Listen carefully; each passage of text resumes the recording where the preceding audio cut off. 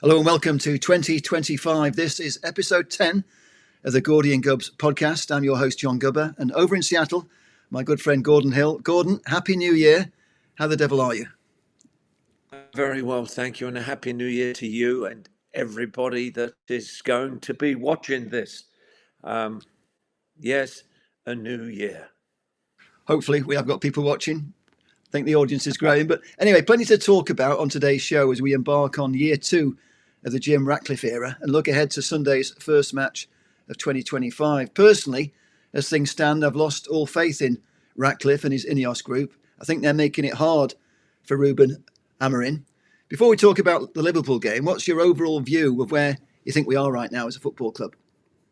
We've come up to a roundabout, John, and I think they really honestly don't know which turning to take with terms of players, with terms of the performance, with terms of the turmoil that seems to be going on at the club. Players unhappy. The performances haven't been exactly what I think they wanted or expected. I think Amorim's now scratching his head, and he's scratching his head going to be for some time. Very difficult to predict what's going to happen, especially now the transfer window's open. Okay, let's talk about the upcoming matches. And I've got the fixtures here, 2 fixtures coming up. This Sunday, Liverpool away, and then Arsenal away in the FA Cup. After what I'm told was our worst month for 94 years, we couldn't have a harder start to the new year. And based on current form, we couldn't have a tougher start because those are the 2 form teams, Arsenal and Liverpool. And less than 8 weeks after moving into the hot seat, it feels like Ruben Amorim already has a real crisis on his hands, with United starting the year in 14th place. That's our worst ever position at this stage of a Premier League season. Just 7 points above the bottom 3, and for the first time in more than 50 years, we're in real danger of being dragged into a relegation fight if results don't improve. Gordon, when we last chatted, we talked about how the pressure on Amorim would be massive if he had a bad run of games, and now we've lost our last 4 games and not scored in the last 3. How serious is this situation, do you think, for Ruben? I think it's getting worse every single game. At the beginning, we thought, okay, the benefit of the doubt, yeah, he's sorting things out. Everybody's trying to find a place. He's trying to vet out players that are going to be performing for him. And yet it seems that he's forgotten that the results are the ones that count. That's the ones that keep you in a situation, in a job, in a division. And I think that he's now looking and having to, as like I said before, he's looking at a roundabout. Which avenue does he take now? He's come up to it, and now he's got to face it.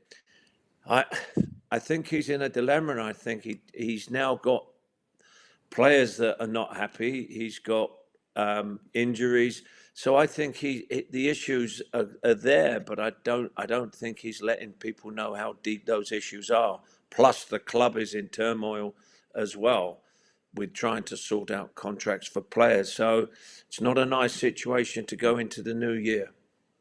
Indeed. I mean, for those who don't remember the 70s, let me remind fans that United were relegated in May 1974. I was there that day when Dennis Law backheeled that infamous winner for City, and we went down to the 2nd Division. That was 18 months before you became a United player, Gordon. And after spending the summer of 1975 on loan with Chicago Sting, playing in the North American Soccer League, he was signed by Manchester United from Millwall, I believe, in November 1975 for £70,000. You immediately formed a famous wing partnership with Steve Coppell, and he helped Tommy Docherty's team to 2 FA Cup finals. An awful lot has changed since then, Gordon, not least because the money at stake now is so enormous if a club loses its place in the Premier League. To me, it still feels almost impossible to see United go down to the Championship. But is there any way we could turn such a disaster into something positive, like you guys did playing in that Tommy Docherty team? Well, I think you've got to go, you've got to go one step backwards to come 2 forward.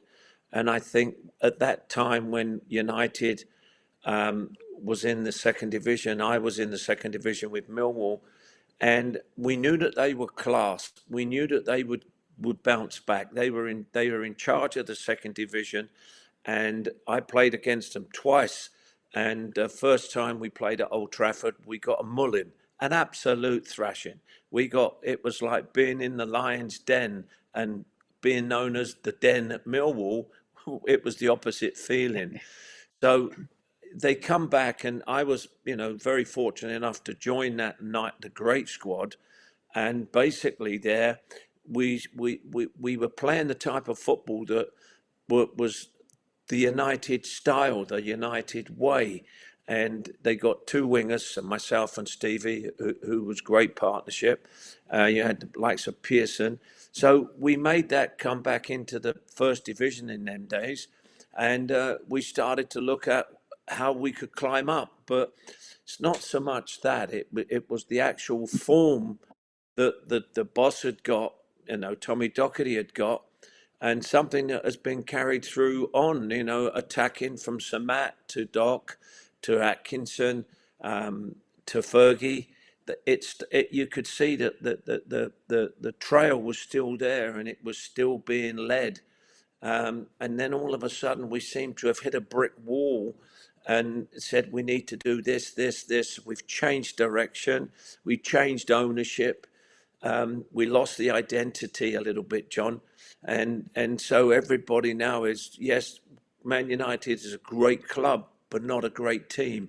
And that hurts us. That hurts me. Now, we heard Paul Merson this week on Sky Sports question the credentials of Ruben Amorim when he said this is not Portuguese football. And you're talking about identity there. Do you think there were too many overseas players and managers in the game today? Do you think that's part of the problem? I certainly do. I think it's when I look at it and I don't want to watch the games that are on the TV, that tells me something. I'm a homegrown. I've always been a homegrown. I'm an Englishman through and through. And I think that we should have a representation of English players. And it seems to me that we are losing that identity. I'm not worried about the ability side of it, or that I'm looking at the, my nationality, we were made up of Englishmen, Scotsmen, Irishmen, Welsh. So they were all groomed on the same type of football. And most of those players were doing apprenticeships at Premiership clubs or Division 1 clubs. So they learnt it. We are now looking at players that come from all over the world, and it's a completely to me. I don't enjoy watching it. Yes, I watch United because I want them to do well, but I look at the highlights because that's the only thing that I enjoy now, and it's sad to say, but I think we have too many foreigners. I think it's got to be a limited amount of foreigners you can have in your team to represent your own country as well as your own club. We've got a squad full of expensive signings from Europe and South America, and without wanting to sound in any way disrespectful to our non-British players, because we've had some fantastic players from overseas since the Premier League started, I do feel that there's something's missing from United, and I do worry that if we lose Rashford, I'm not saying that we should keep Rashford, but if Rashford disappears, we could end up with a team being chosen which doesn't even include a single English or British player. And I just feel there's too many players who are possibly here for the money. And maybe that's part of the problem. Do you think that we've lost I feel like we're losing our soul, not just on the pitch, but the whole football club. I feel the soul's being ripped out of the club at the moment. I find it very frustrating. I totally agree. I feel the same. I keep in touch with a lot of former players, and our views are the same. And what Paul Merson said is exactly what we talk about. The first thing we do is, what upsets me is I hear in the news that Amorim is now saying, let's go and get an academy over. Let's get an academy over in Portugal. Hold on a minute. There's players in the UK that we need to be looking at. There's players that you can give a chance to have a crack at. Why all of a sudden is everybody saying, well, yep, we're going to get another player from Portugal. We're going to get another player from Spain. I am not, and I don't care what any supporter says, I am not interested in them. I'm interested in what we can do against them in a game of football. It's pride. It's on my shirt. It's when I go out there. I used to love playing the European teams because I knew that we wanted to show them what we could do. And we did. But now it seems as though, okay, fine, they'll take their money and they will go home.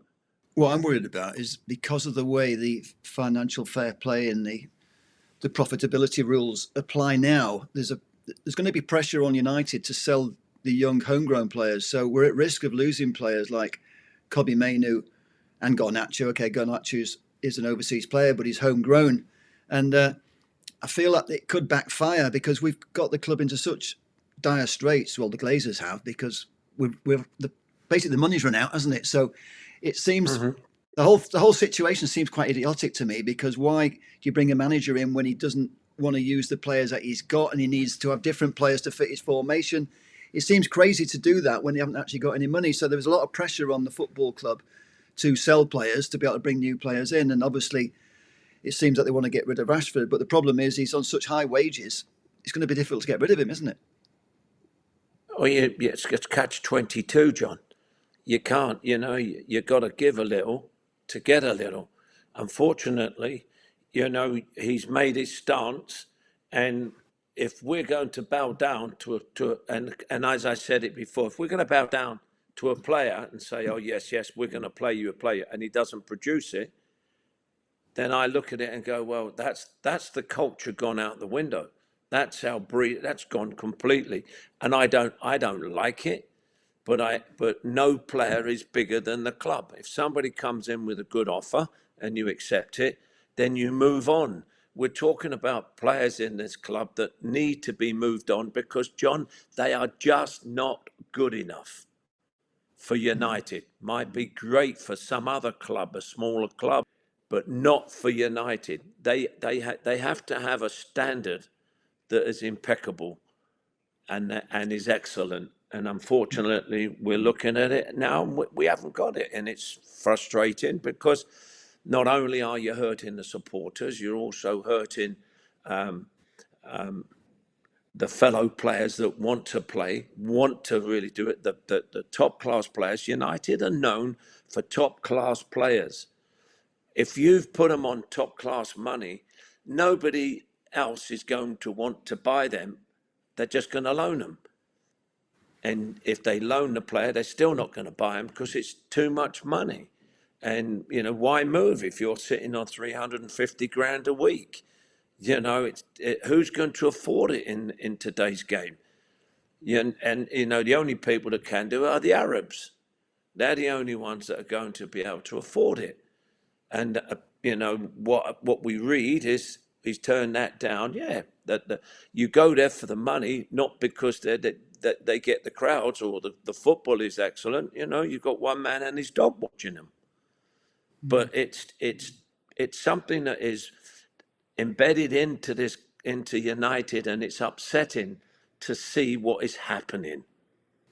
It does feel we're in a bit of a catch-22 because the common view is that it's time for Rashford to move on, but because they've made the mistake of putting him on such high salary, it's going to be hard to get somebody to take him. And we talked about we'd like to see more British-based players in the team to get that soul back into the club. But the chances are that if we do have a kind of a swap deal for Rashford and Victor Osimhen, I mean, we don't know what he's going to be like in the Premier League, but I know a lot of fans are quite excited by seeing somebody like Victor Osimhen. But the thing is, people get excited by what they see in these European leagues, and it's always a lot different when they come over here, isn't it? So it's always a gamble, whatever you do, isn't it? Well, you've just hit the nail on the head, smack on there, 22 karat gold that. You're bringing in players that can do it in other leagues. And when I've checked out all the other leagues and how many players and who's looking, and they're saying, oh, yes, let's get Man United to take him. What you pay for a player now may not be what he's worth. And the second point that you made is he of the calibre that we want him to be in the Premier? Might be great in Portugal, might be great in Spain, might be great in Italy. But the Premiership, and I'm going to go back to the Division 1. Is that the same calibre? Is that what we want? We've got to be looking at the quality. We've got to be looking at number one. Otherwise, what you've just said is coming true, John. United are just another football team. The name is irrelevant, and that must be hurting so many people. It hurts me because when you're one of the top clubs, you want to be competing as a top club. You want to be competing with the Barcelonas and the Bayern Munichs. You want to play against their players that come from their countries. Why? Because you want to prove that you are what you are with British English football. I can't watch some of the football now when these players say they come from here. I'm not interested anymore. And I'm listening to Paul Merson, it's exactly the same. So are we both wrong and we come from different clubs? Or is it just saying, well, okay, he's a great player, yeah, but he played, yeah, we'll get him 50 million. You know, oh my God, 50 million. Is he a one-season wonder? Because we've got one-season wonders now. And it's frustrating and you know, yeah, I might vent my frustration. I do, because I've been part of the United culture. And it's not there at this moment in time, John. And it's very, very, it hurts. You can tell it hurts, and you speak like a fan. You're obviously a former player. I know you've offered your own services to the football club, either as a scout over in the US, or you even said you'd come back to the UK if they wanted you in the coaching role. What kind of response have you had, and how do you think United would benefit from having you on board? I've had my qualifications for many, many years, so I know the game inside out, and I know what they're trying to do, and I know what they're trying to achieve. But it seems to me that the game is, we're following trends, overlapping fullbacks, inverted wingers, wing backs that can. I mean, I get so frustrated because to me the game is, listen, I want to score more goals than you, so I'm going to put out on a team that you've got to defend against. And I got a quote. I got quoted from the doc many times. I don't care if they score 2 as long as we score 3. We saw a game the other week that I really enjoyed watching where it was 4-3, 5-3, 5-4, and it was like, wow. It makes you sit up on your edge of your seat and go, oh, I tell you what, that was good football. I enjoyed watching that.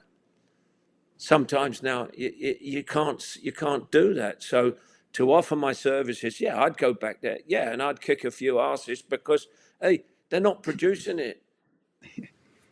They're not producing it, John.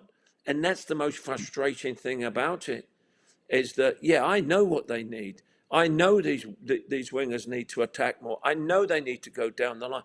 Why is everybody so afraid to play an out-and-out wingers?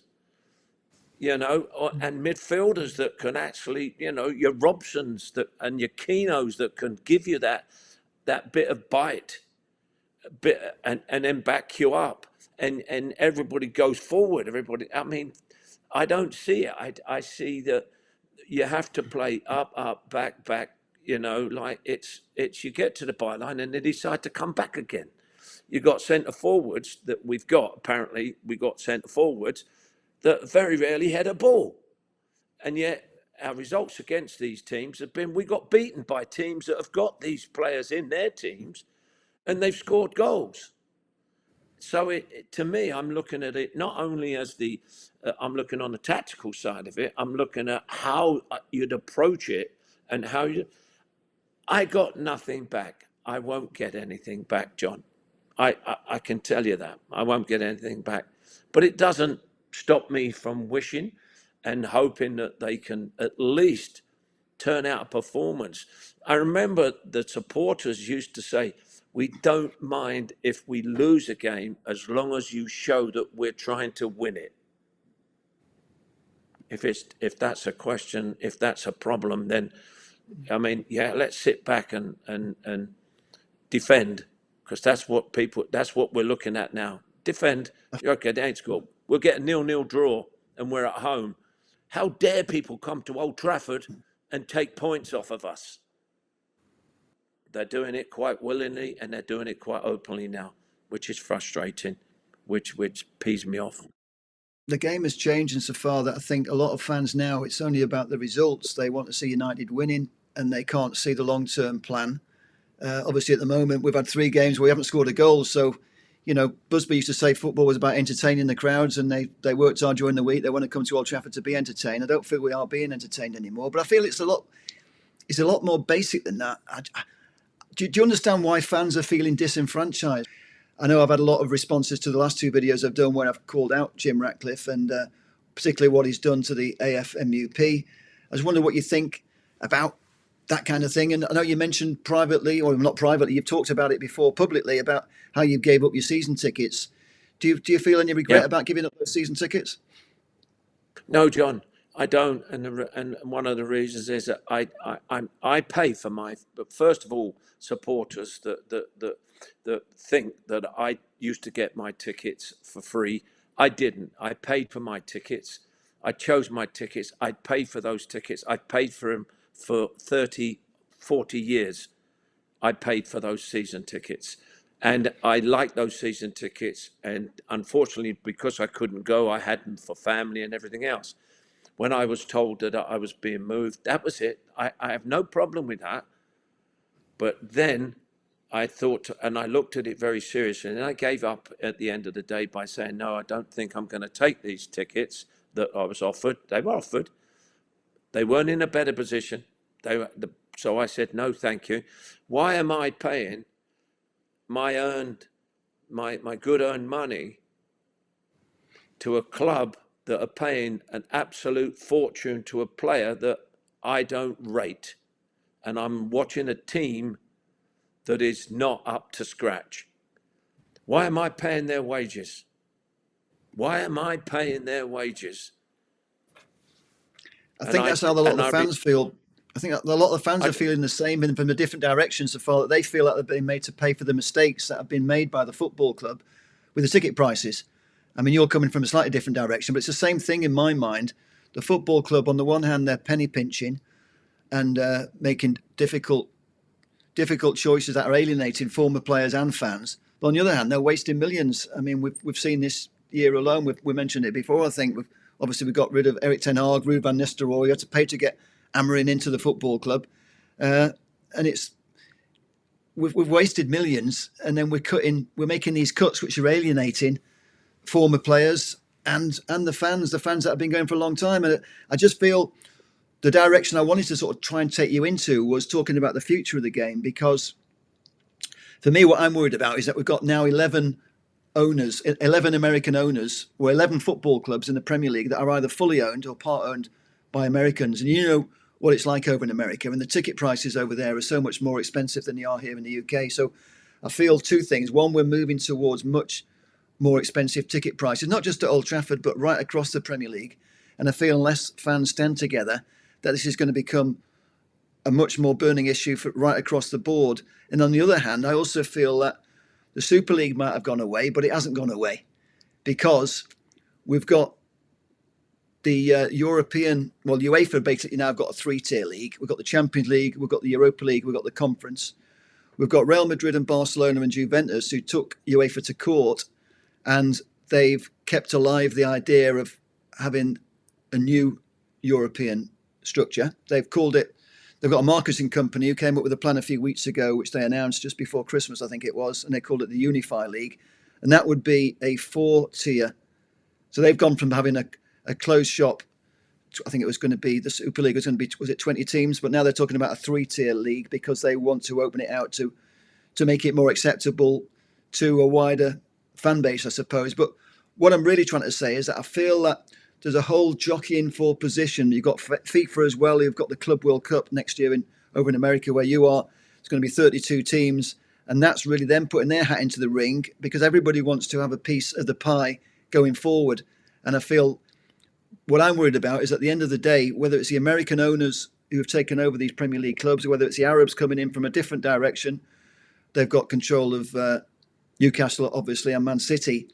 There's going to be a point where whether it's the Americans or the Saudis or both together, where I feel that at some point there's going to be a bid to start a global league, whether it's a European league or a world league. And I feel that this is all being driven, well, basically by the Arabs and also the Americans. But I just wanted to get the American perspective, because you see what it's like over there and how the game is so different and how it's all money orientated. So do you have any view on what you think the American owners are pushing for? Do you think what I'm talking about, I'm just talking hot air, or do you think it's a real possibility that this is what they're looking for? I think you're spot on, and that's something that I would just want to ask some questions about. I think the viewers and myself would love to hear your views on the structure of what UEFA and FIFA are doing.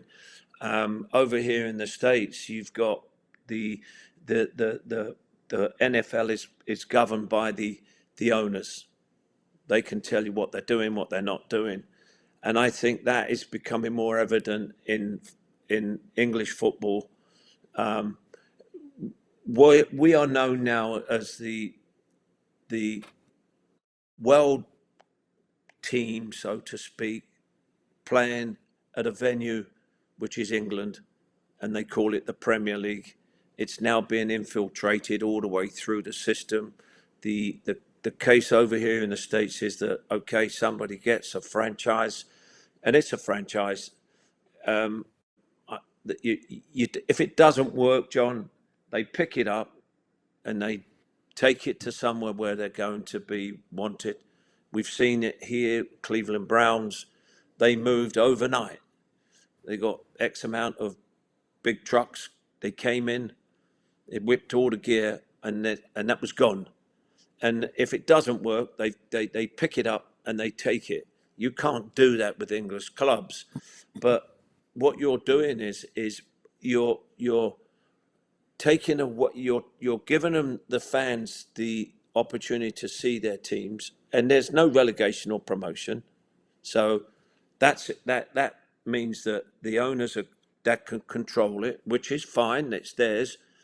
But then on the other hand, what means is that with these owners, they can now put a price of what they wish on the turnstiles. And the turnstile prices on this is, okay, fine, it's going to be X amount. And it becomes very expensive. It becomes like a concert and games over here, to ice hockey, to NFL, to basketball, is very, very expensive, and it's like it follows the universities. You go to university, you become a university player, and then you go to a pro team, and that's the American apprentice system. The college system is the apprentice system, where they pick up players left, right, and centre. So they keep them all homegrown, so to speak. But if you're looking at the owners say, well, okay, fine, we've lost X amount. They control whatever happens here. They control everything. They may have a board, but virtually you go along with what the owners, And then if you look at the English, we don't. We can't just move up. We've seen a couple of clubs move up. For instance, Milton Keynes was Wimbledon. Then you got Wimbledon FC. So it can't work. But what's most frustrating is that when you see the owners going in and trying to put their business over into something that's a culture, it then has to be disturbed. It has to be disrupted. And that's the disruption that's happening at this moment. You've got the Arabs that have just got money. No football. I don't care what anybody says. No football. So they say, right, we'll buy that. We'll get that. We'll get this league. We'll have 2 men and a dog. They can support us. And we'll give them 2 million, 3 million, 4 million, whatever, to play over in wherever. So now all of a sudden we say, oh, what about the higher authorities? Oh, yeah, okay. What have we seen in the last couple of years? We've seen the Arabs take control of the World Cup when we gave it to them.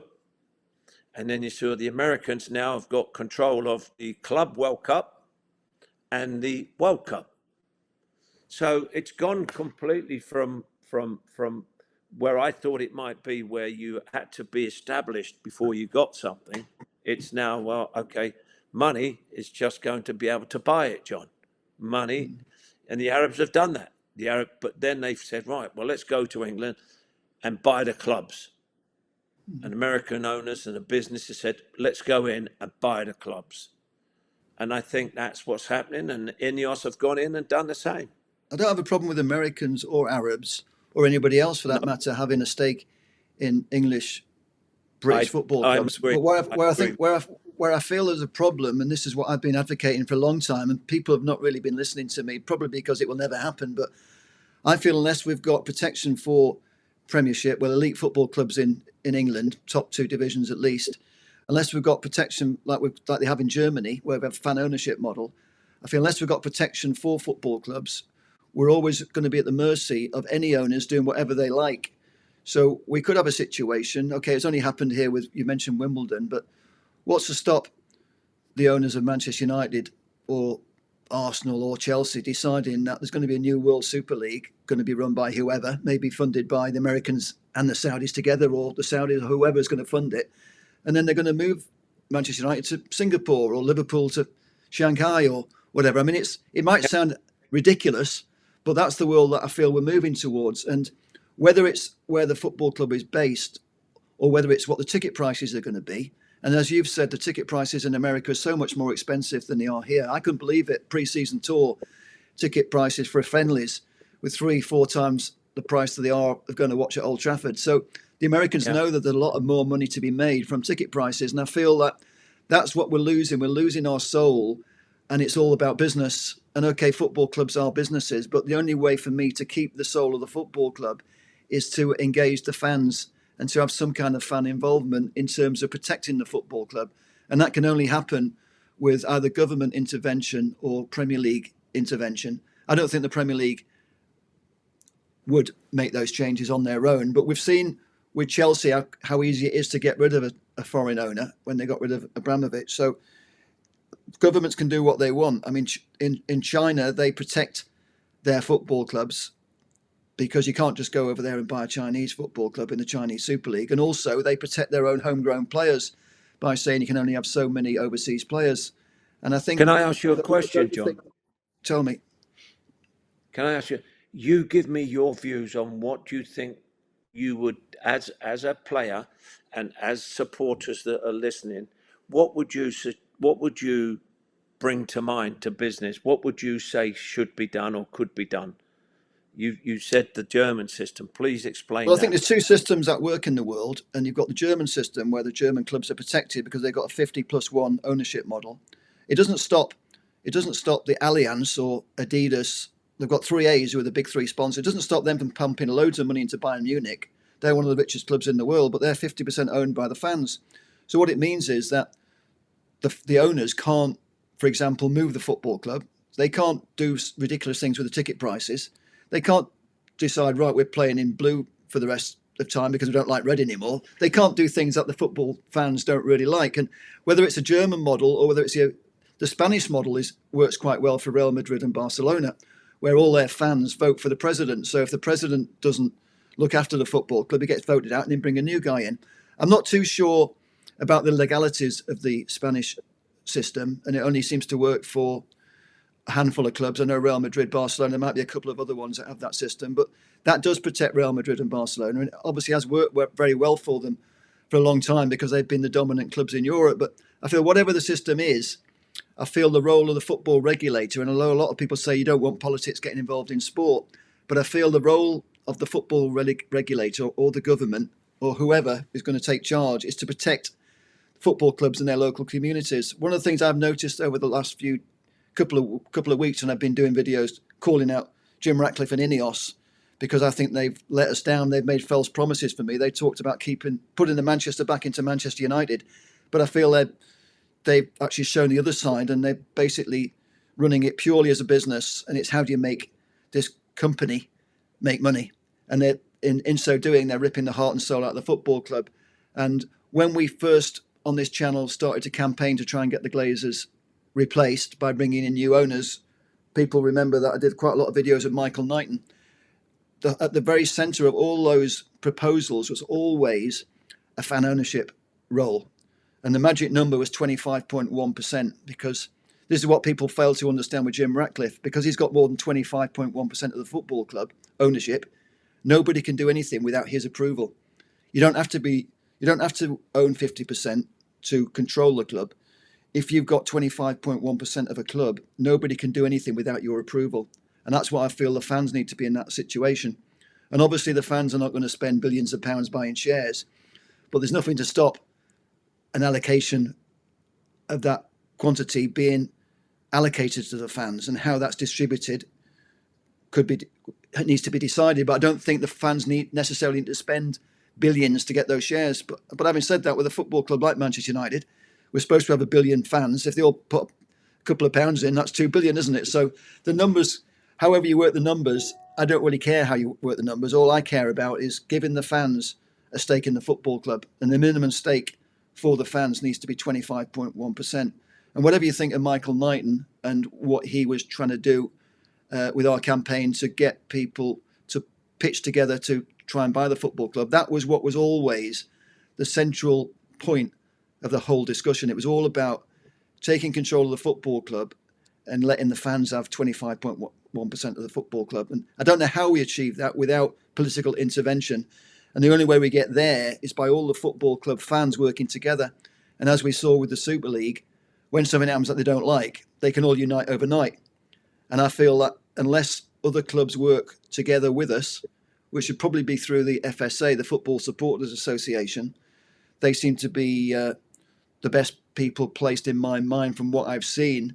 I know they were behind the protest recently when Jim Ratcliffe put the prices up to £66 minimum at Old Trafford. They joined forces. They recruited the 1958 group to help organise the protest, but it was all under the banner of the FSA.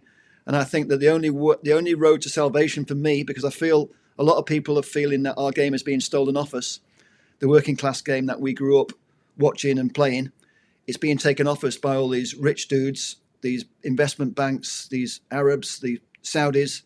They want control of the game because it's going to make them a lot of money. And the Saudi guy who's whether he's got a conflict of interest or not, to me it's quite clear that Saudi is state sponsored, as in Newcastle United. But he's openly, Mohammed bin Salman, I think I might have his name wrong, but the guy who runs Saudi Arabia is also on the board of the PIF, and the PIF are the people that own Newcastle United. But he's openly said, as a politician that runs his country, that they want to increase their revenue, their GDP for Saudi Arabia by taking over sports. And that's what they're doing. They've done it with golf, they've done it with other sports. And it's only a matter of time before they take a bigger hold with football or soccer, whatever you want to call it. And it's no coincidence that 3 of the next big tournaments, the World Cup in America, the Club World Cup in America, and the 30-34 World Cup in Saudi Arabia, are all in America and Saudi Arabia. And it's because of the money. And that's what worries me, is where do we end up? In 10 years' time, the game could be unrecognisable.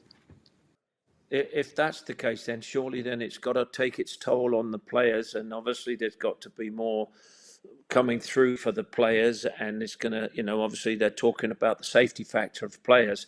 You're talking about them loading up leagues, the FIFA League, the Championship League, the World Cup. Where do you think, and I'm asking as a supporter because I love to know about this, where do you think that the players are going to come from if all of a sudden you've got players playing all over the place everywhere?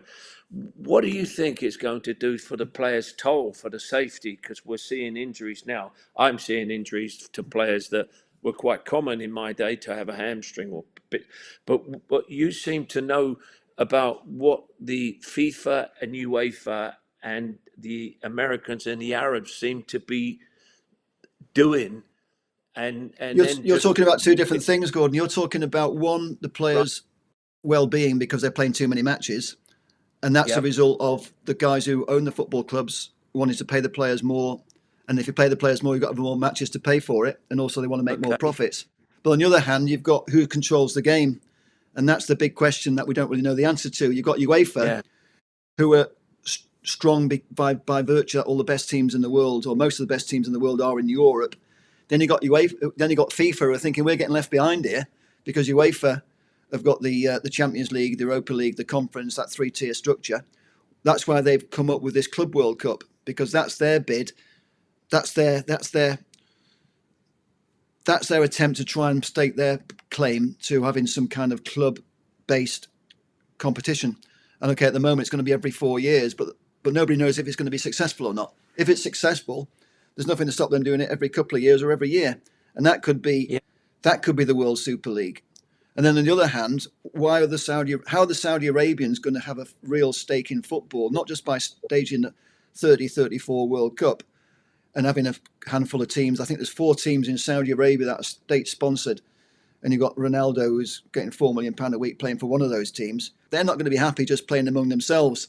They're going to want to take part in either the Champions League or whatever the new league is going to be, if it's the Unify League, which Real Madrid and Barcelona have proposed. So I feel at the moment everybody's jockeying for position. And the only reason we've got the 3-tier league at the moment with the Champions League, because that was a way of heading off the Super League threat. Because they basically come up with a formula to try and pacify the clubs, the big clubs, because they want to make more money and have more matches in Europe. So they've come up with this structure, which kind of like, we've kind of already got a European Super League by the back door already. It's kind of just come in pretty much overnight. And that was a reaction to the attempt to try and install a Super League. So I feel at the moment we're in the middle of this big battle for control of the game. And it's no coincidence that, as I said before, 11 football clubs in the Premier League are either fully controlled or part controlled by Americans. And that's the latest club to join that collection now is Everton. I think it's the Freepeat Group. And so you've got 11 Premier League teams that Americans have a stake in or control of. So for me, it's only a matter of, and that's why the Glazers for me have always hung around. For me, the Glazers almost bankrupted Manchester United Football Club. And Jim Ratcliffe, I was going to call him Jim Glazer for a minute. A lot of fans are calling him Jim Glazer. He's come along and rescued them. But the irony is that Jim Ratcliffe was the man who could have saved us, because he sold his ticket on being a Manchester-born guy who supported our football club, who wanted to protect the legacy and the history of our football club. And I feel that's what he's lost sight of. And that's what I was trying to get drilled down to earlier when I was asking you questions about what you think about what Jim Ratcliffe's done. I feel like he sold us. It's almost like a politician to get into power. He's told us one thing, he's got into power and he's doing something else. So for me, I feel totally let down, because I campaigned for Jim Ratcliffe to come along before anybody knew who Jim Ratcliffe was, before the Glazers even put the football club up for sale, because by virtue of being the richest man in Britain, or one of the richest men in Britain, certainly as a sports fan, he was a man that was perfectly placed. And he said he loved Manchester United to come and fix it. And when people say, "Oh, he's letting us down now, we wish we'd sold to the Qataris," I would never agree to that, because I don't want to be state-owned. And also, people are overlooking the fact that Jim Ratcliffe has got 10 times more money than Sheikh Yazim. The Sheikh's only worth 2 billion. I mean, you can Google it. He's worth about 2 billion, whereas depending on which rich list you look at, Jim Ratcliffe is worth somewhere between 20 and 30 billion. I mean, if you sort of go down the middle, he's probably worth about 25 billion. But then rich people don't use their own money to run businesses. So, but the reality is, if he was a fan and he's getting on a bit, was he 70 or thereabouts?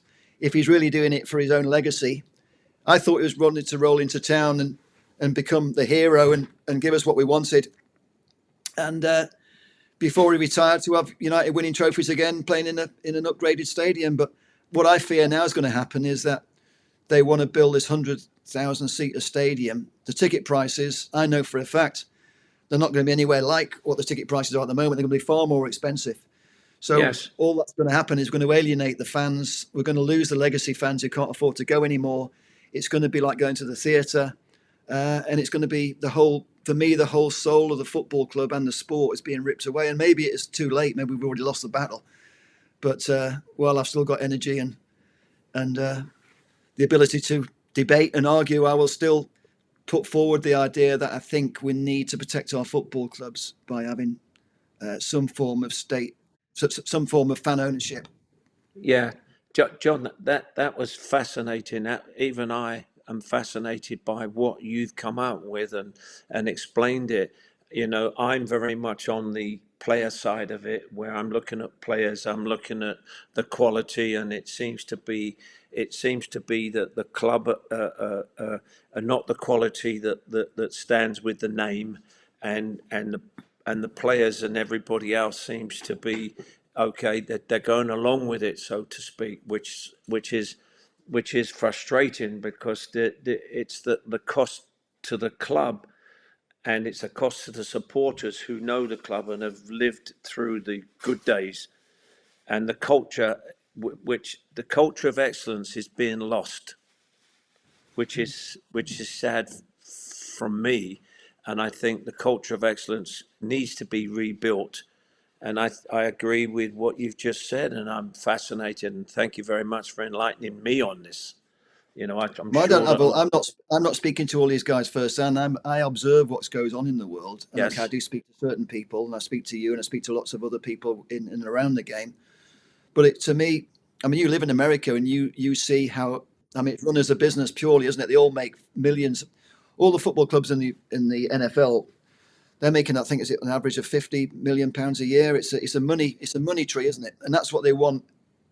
That's what they want. Either at the moment, the Premier League is the Super League, and a lot of European clubs are jealous of that fact because they can't compete with ordinary teams in the Premier League who are getting so much money. And that, I mean, it made a lot of us laugh. But I think it was last year or the year before, Real Madrid said that the Premier League should be taxed to pay the rest of the European leagues so that they can keep up.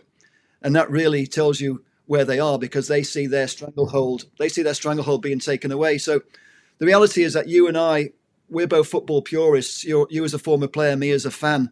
But what I see now with the football purists who go and watch the games, more and more fans now are being driven away from going to watch United, Liverpool, Arsenal because it's getting too expensive, and they're going to watch lower league clubs.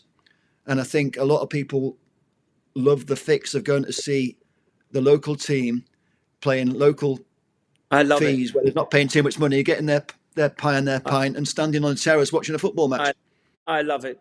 There's nothing more thrilling for me than when I come home, is to go to a semi-pro, Witton Albion and Altrincham and places like that, stand on the sidelines, and I think that's what football is all about. That's what football has been. And halftime, getting a pie and going back and sitting down and watching. There's that camaraderie between you and the players on the field. I think that now, to me, has been, I don't know, not lost. I think it's there, but it's now controlled. You can't get to certain things. You can't Yeah, do it's very certain. sanitized. It's very sanitized and very controlled. Like when I was in LA in the summer and we had the training camp at UCLA, the fans got to meet the players, but it was all very, very controlled and regimented. And it's not like when I was a kid, you'd meet players in the pub, or I'd see Arthur Albison on the bus. Do you know what I mean? It's like That's it's a that's totally different world. that's true, because I used to have to give my jacket to one of the guys, that's a security guys. I had to give him my jacket, and he would go out one entrance, and I would have to go out the other entrance to get into my car. And I would sign autographs, and it was like, it's not him. He's down here, and you lose it. You can't get near him now. Which it's football. It's the sign of the times, but something I'm not too happy with. But hey, The thing is, we're both old enough to remember what it was like, and a lot of young yes, people these days have never seen those days. They don't really know what they're missing or what we've given up, and they say, "Well, we live in this world now where football is big business, so it's who's got the biggest bank account." And okay, yeah, football is kind of a simple game, really. It's who's got the best players normally wins. But now it's getting so complicated to get to that position where you can buy the best players because it's got so expensive. And well, data you know, data is taking over, John. Data now is taking over. Soon we'll have soon we'll have we'll have robots playing on the field. yeah. Well, I do feel I'm only 5 foot, coming up for 5'7". I feel like we've got a lot of robots, RoboCops, because they're all over 6 foot now, and they're all built like giants, aren't they? And the game They're has athletes. changed. They're called athletes, John. They're not footballers. They're athletes. It's a shame Usain Bolt couldn't control a ball. Otherwise, he'd have been playing somewhere. They'd have given him a job somewhere. So no, I mean the individuality and I think the flair. I mean, when you see somebody's, I was impressed with Ahmad. I thought he came on. I thought yes, Garnacho still learning his game. Um, the Rasmus is up front. He's still learning this game. These younger players are there, but it seems to me that there's not enough of them coming through, and it's coached out of them I don't know before about they that do. because if you look at our under 18s and our under 23s, we're battering everybody. We're getting amazing results. But the problem is, you bring the kids through on their own. They need experienced players to be able to help them along, don't we? John, you get 15 apprentices and you'll only sign one of them at the end of the day. All of them are great little players at 16, 17, 18, but yet they then end up, and that's never going to change. You're always going to get that. Basically, what you're looking at is a club would be happy to get maybe two players out of that they sign as a professional. That's been the norm for years. We've got a couple of players here we're signed. You get an apprenticeship and then you get a 1-year contract. That's how much they think of you. Then it's up to you to be able to do it. But when they go into the first team, John, it's a completely different animal. They go in the first team and they're told to do it, certain things, keep it simple, and then they can't show what they're doing. And then people say, he's ordinary, he's not good, he's not good. Well, I think we've lost that. I really do. I think we've lost that because, as you rightfully said, the youth team are doing well. So why aren't that youth team being pushed in 17, 18? People saying, we've got a 17. Throw them in there. I think we might see a few more of the youngsters coming through because they're going to get a chance after the transfer window. What I'm worried about is that if you put them into a sinking ship, how much does it affect them? And you really need, if you've got, when you had the class of '92, you had the experienced players alongside them that would guide them and help them get into the team. And I don't feel like we've got our experienced players are players that are too old and probably need to leave. So, apart from somebody Harry Maguire was a captain, he's got a new 1-year deal. But apart from him, I can't think of anybody else who's going to be an example for the younger. Marcus Rashford should be one of the senior players, but he's almost like a boy who hasn't grown up. He's 27. He should be at his peak. So I feel that we haven't got the players to help the younger players when they get into the team, and that's, I think, is part of the problem as well. I think you now capitalise on it and you sell Rashford. And I'm saying that I have no problem saying that. If I was to predict something, though, Gordon, I'd predict that we don't get rid of Rashford because nobody's going to buy him. Right. And if we do get rid of him, we'll end up paying half his wages. What's more likely to happen, really concerns me, what concerns me, let me just throw this at you, is that we're going to lose somebody like Kobbie Mainoo or Garnacho because they're academy players that are pure profit. It happens already where the club pays a little bit towards the other player going to another club. That's the norm. I think we seem to do it a lot, don't we? It's the norm. The other clubs can't. I did it when I was at Chester. I took a couple of players from Leeds. I had to, and I done a deal with Andy Ritchie, and Andy says, "Gordon, can you give?" He says, "What can you pay?" And I said, "Okay, I can afford this." He says, "Okay, well, they're on this, and what we'll do is we'll pick up the end of it, and you just pay what you can." And it goes on all the time. It really does until you say, "Well, okay, we'll sign him permanent." So, yes. What you're saying is we're lumbered, but what the problem is, the numbers are so big. The numbers are so big that we're going to really get stung, aren't we? You're going to get stung all the time because you go to Millwall, you'll get 10 grand a week. You go to Man United and you're going to get 50 grand a week. And if you leave Man United, 10 grand a week won't get you anywhere. The problem is we've got players on £300,000 a week, and those are expensive mistakes to make. But numbers are irrelevant, John, when you look at maybe, for instance, a smaller club that can only afford maybe 20 grand, right, to a player that's earning 100 grand. That leaves that club with a deficit of 80 grand if they loan him out. That's it. So basically, whatever it is, whatever way you want to look at it, that club has got to pay out unless you can sell him, which they can't afford. That's why they loan the player. And that's unfortunately the scenarios that you're in now, because too many United players are on very good money, and who's going to take him on? Only on a loan. Well, we'll give you 20, but he's on 100. Yeah, but we'll give you 20. We'll loan him.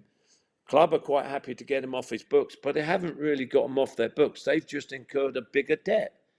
Yeah, but the problem is, see, what the Glazers did for years was they spent loads of money on players, and they kept them for a long time. Partly because if you sign somebody like, okay, the Glazers, Anthony was bought for 85 million quid or thereabouts.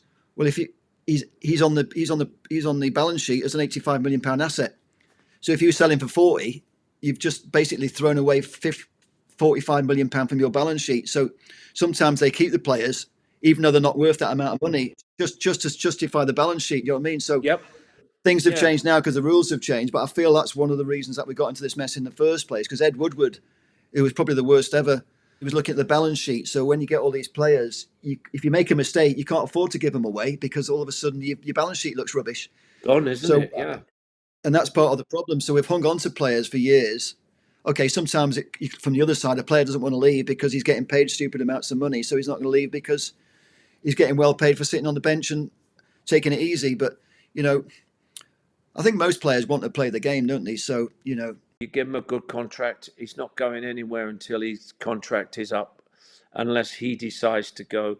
And that is the player's prerogative in today's game. I'm not going to go. They've offered you 3. No, I'm not going to go. You either put it down. I want to stay and fight for the club. But most of the foreign players won't fight for the club.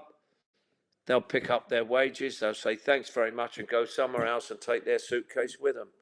And that's exactly what we're going to be seeing. And now we are not going to be able to afford to get the top players because they're not going to come.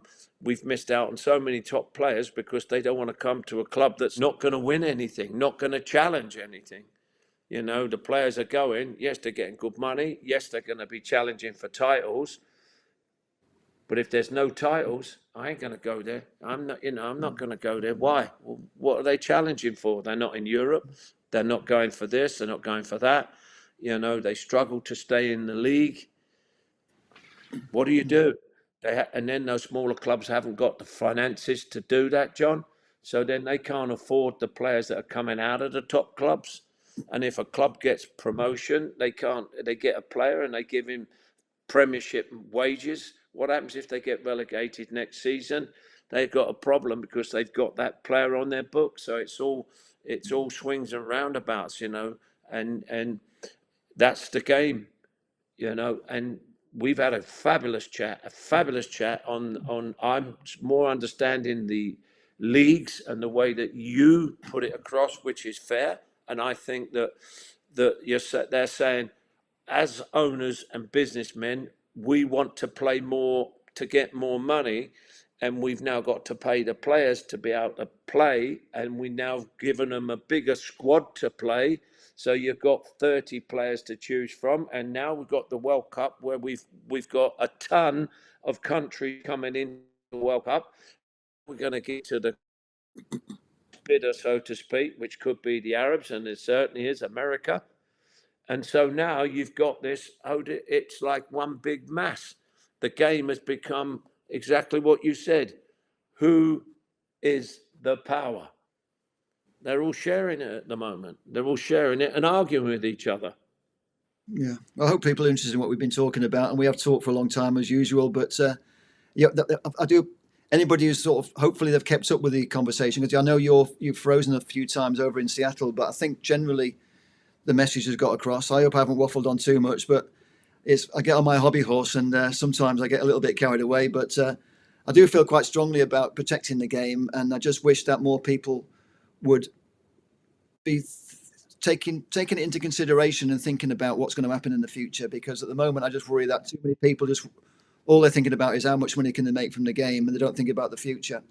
And maybe because we're getting on a little bit, we think more about legacy and history than other younger people might do. But just to get us to the end, we've got this game on Sunday, and I must admit, I sort of wavered between thinking this could be one of the most embarrassing days in our history to, on the other hand, sometimes when you least expect to win is when you win, like we did against City a couple of weeks ago, and also when we beat them in the FA Cup final. But where I do admire Liverpool, I know it's a team that we love to hate as Manchester United fans, is I do admire the way that they've actually built their club without having state sponsorship, and they've done it by discovering players. I mean, for me, Mo Salah is the best player in the world at the moment. He's absolutely fantastic. It's not just him we've got to keep quiet, but I do worry that Liverpool can hurt us on Sunday, and I do hope, I always live in hope because I'm the eternal optimist, that we can pull off a miracle. But what's your thoughts on Sunday?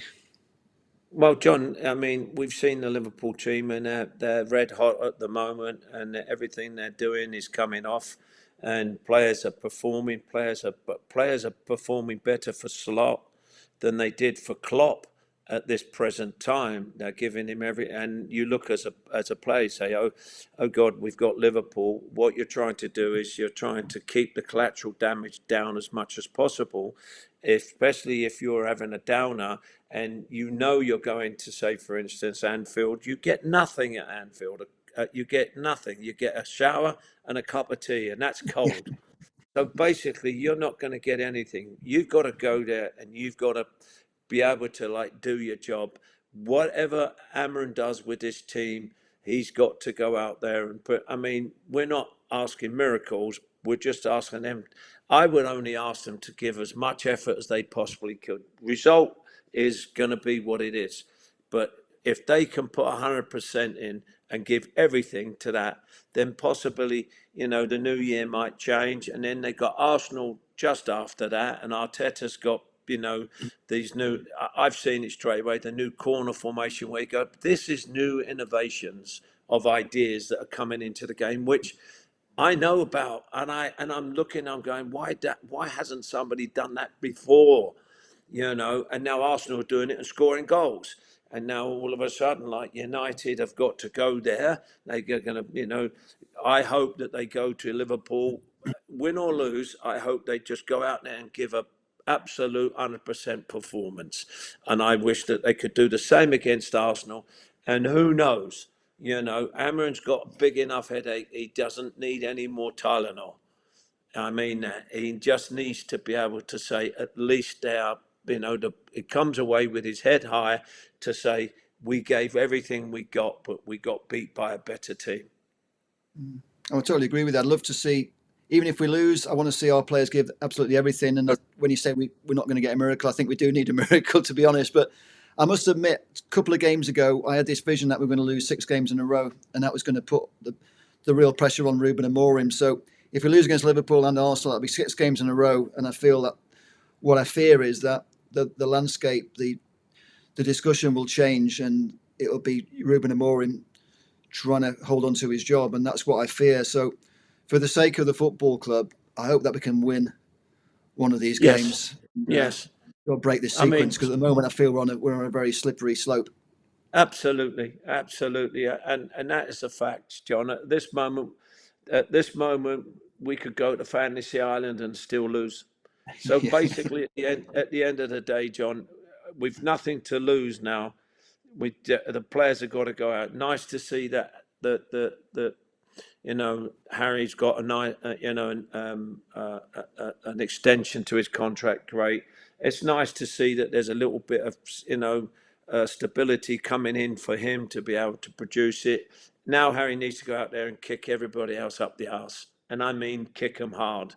Because to tell you what, that the club needs a really, really vicious kick, and it needs to be kick-started somewhere. And maybe keep our fingers crossed that they can, get out there and at least show that we can play when we need to play. And you're asking a lot from players that are not up to that. But I feel it looks like it's a wish almost. So if I had one wish for the new year, it's that we can beat Liverpool somehow on Sunday. But I don't hold any confidence that we're going to do so, but I always live in hope. That's the way that I have always been. Absolutely. That's a great thought. wish them well for the weekend and the next week, because it could be the bloody Alamo. Hopefully it's not. Hopefully it's a miracle on whatever street it's going to be. But anyway, next time, hopefully we'll have something more optimistic to talk about. And thanks for giving me your time as always, Gordon. And I'll see you next time. Well, John, thank you very much. Thank everybody. And listen, Happy New Year to everybody. And John, what you've said about both the Euro and the FIFA and what's happening has been enlightening, especially for me. It's been rewarding to hear it. Thanks very much. And I wish everybody a Happy New Year, and let's keep our fingers crossed. Happy New Year to everybody. See you later. Bye, mate.